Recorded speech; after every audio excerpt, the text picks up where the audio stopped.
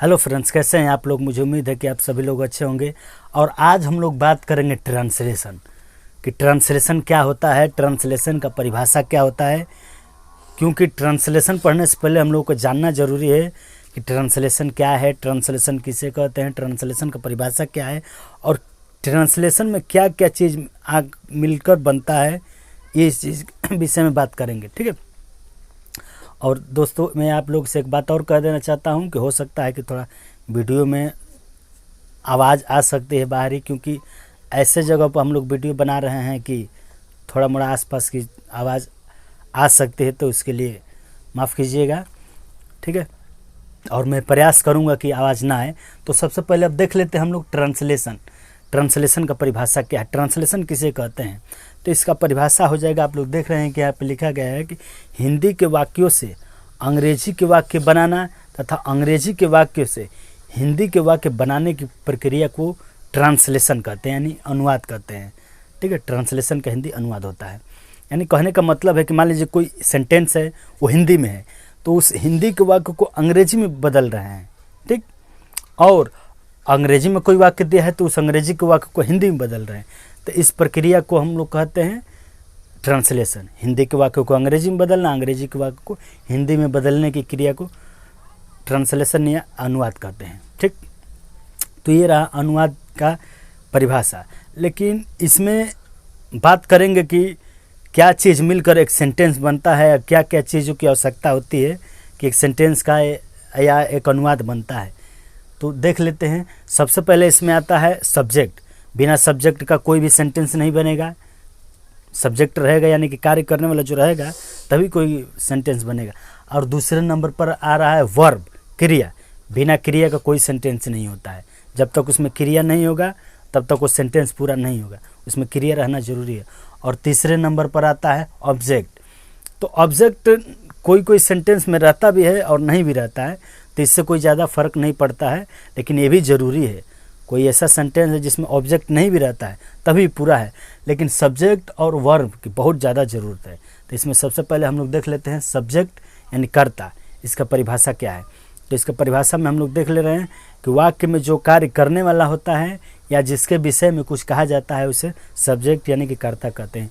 कोई भी सब्जेक्ट होता है, कोई भी सेंटेंस होता है, तो उसमें जो कार्य करने वाला होता है ना, यानी कोई सेंटेंस होगा तो उसमें जो कोई भी व्यक्ति, वस्तु, कुछ भी हो सकता है, तो जो उसमें कार्य करने वाला होता है या जिसके विषय में कुछ कहा जाए वो सब्जेक्ट कहलाता है। तो आप लोग यहाँ परिभाषा देख लीजिए, दिया है कि वाक्य में कार्य करने वाले को सब्जेक्ट कहते हैं या जिसके विषय में कुछ कहा जाता है वह सब्जेक्ट होता है।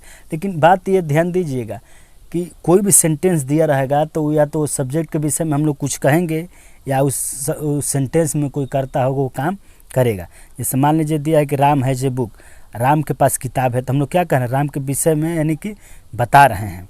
अब ठीक, अब यहीं पे दे दे कि Ram reads a book, Ram किताब पढ़ता है, तो इसमें क्या कर रहा है, कर्ता जो है सब्जेक्ट है वो काम कर रहा है, ये रहा। तो ये तो रहा सब्जेक्ट का परिभाषा, ठीक। अब बात करते हैं कि सब्जेक्ट ज्ञात करने की विधि क्या है, तरीका क्या है, किस तरह मालूम करेंगे कि वाकई में इस सेंटेंस या वाक्य में कौन सा सब्जेक्ट है, ठीक। तो सब्जेक्ट ज्ञात करने की विधि है कि क्रिया में कौन या किसने का प्रश्न करेंगे तो उत्तर में जो आएगा वही सब्जेक्ट होता है। जैसे Ram reads a book, Ram किताब पढ़ता है, कौन किताब पढ़ता है, राम, उत्तर मिल रहा है ना। राम ने शाम को मारा, किसने शाम को मारा, राम ने। तो क्रिया में कौन और किसने का प्रश्न लगाएंगे तो उत्तर में जो आएगा वही कर्ता होता है। तो आप लोग देख लीजिए, यहाँ पे स्क्रीन पे दिया गया है इसका ज्ञात करने की विधि। अब बात कर लेते हैं दूसरे नंबर पर क्रिया। क्रिया क्या है, क्रिया की परिभाषा क्या है, ठीक है। जिन शब्दों से किसी कार्य का करना या होना पाया जाता है, ऐसा शब्द जिनसे किसी कार्य का करना या होना पाया जाए उसे वर्ब कहते हैं। तो इसमें दो सेंटेंस आ रहा है, कार्य का करना या होना। एक ऐसा सेंटेंस होता है जिसमें सब्जेक्ट कोई काम करता है, जैसे मोहन ईट्स फूड, मोहन भोजन खाता है या खाना खाता है, ठीक है। Mohan writes a letter, Mohan पत्र एक लिखता है। तो इसमें कर्ता क्या है, कार्य का करना हो पाया जा रहा है। अब यहीं पे कहा जाए कि Ram is a boy, Ram एक लड़का है, तो इसमें राम कोई काम नहीं कर रहा है, सिर्फ ये होना पाया जा रहा है, ठीक है। दो प्रकार का सेंटेंस होता है कि जिसमें कर्ता कोई काम करता है, एक होता है जिसमें उसके विषय में बताया जाता है। तो क्रिया का परिभाषा है कि जिनसे किसी कार्य का करना या होना पाया जाता है उसे वर्ब कहते हैं, ठीक। और वर्ब क्या है इसमें देख लीजिए, मैं is, am are, was, were, has, have, had, will have, shall have, will be, shall be, ठीक है। कैन, कुड, मे, माइट, चाहे रीड यानी पढ़ना, राइट यानी लिखना, गो यानी जाना, कम यानी आना, ये सभी क्रिया हैं, ठीक। और भी बहुत सी क्रिया होती है, लेकिन जो भी स्क्रीन पे दिया गया है आप लोग उतना ही देख लीजिए। जब इसको हम लोग क्रिया डिटेल में पढ़ेंगे ना तो बताऊंगा इसको अच्छी तरह से कि क्रिया का भी प्रकार होता है, लेकिन हम लोग सिर्फ ये इसलिए बता दे रहा हूँ कि एक सेंटेंस में कि सेंटेंस के कौन कौन से भाग होता है, क्या क्या मिलकर एक सेंटेंस बनता है, ठीक। अब बात कर लेते हैं तीसरे नंबर पर ऑब्जेक्ट। ऑब्जेक्ट क्या है, किसे कहते हैं? तो क्रिया के अर्थ को पूरा करने के लिए जिन शब्दों की आवश्यकता होती है उसे ऑब्जेक्ट कहते हैं। ऑब्जेक्ट का परिभाषा है कि जो क्रिया है यानी कि जो काम है उसका मतलब यानी कि अर्थ पूरा करने के लिए जिन शब्दों की आवश्यकता पड़ती है उसे ऑब्जेक्ट कहते हैं।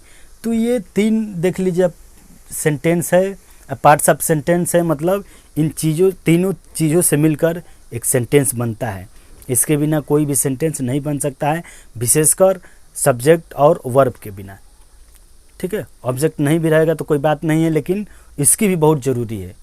तो बस इतना ये रहा, ट्रांसलेशन के विषय में कुछ बेसिक जानकारी बताया हूँ कि सब्जेक्ट क्या है, वर्ब क्या है और ऑब्जेक्ट क्या है। उसके बाद आप लोग इज, एम, आर हम लोग शुरू करेंगे। मैं इसलिए ये बता दिया हूँ कि बेसिक है। मान लीजिए कि अनुवाद पढ़ेंगे, ट्रांसलेशन पढ़ेंगे तो ये जानना ज़रूरी है हम लोगों को, ये बेसिक जानकारी थी। तो इसके बाद हम लोग इज, एम, आर का प्रयोग, वाज, वेयर का प्रयोग, विल बी, शैल बी का प्रयोग, और हैज, हैव, हैड का प्रयोग, विल हैव, शैल हैव का प्रयोग, टेंस पढ़ेंगे, वॉइस पढ़ेंगे, नरेशन पढ़ेंगे, ये सब ट्रांसलेशन में हम लोग पढ़ेंगे, ठीक है। तो बस इतना रहने दे रहा हूँ, फिर अब बात करेंगे अगले वीडियो में। तब तक के लिए धन्यवाद।